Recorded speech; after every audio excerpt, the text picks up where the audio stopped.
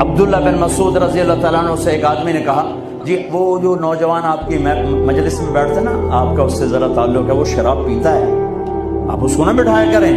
अच्छा, उसकी एक कमी की वजह से बाकी खूबियों से महरूम हो जाऊं?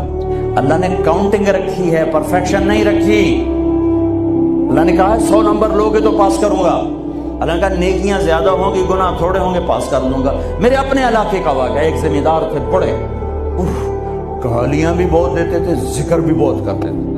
यानी ये तो मैंने आपने सामने देखा, तो पढ़ना सुभान अल्लाह, किसी नौकर होते नहीं बना, यानी मैं आंखों देखा बता रहा हूं।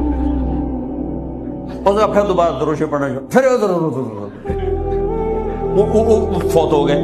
वो ख्वाब में किसी को मिले, उसने बकायदा सवाल किया, मियाँ साहब आप तो गालियां बहुत निकालते थे, आपके साथ क्या हुआ? कहा अल्लाह ने मेरा जिक्र और गालियां तोली, मेरा जिक्र बढ़ गया, बख्शिश हो गया।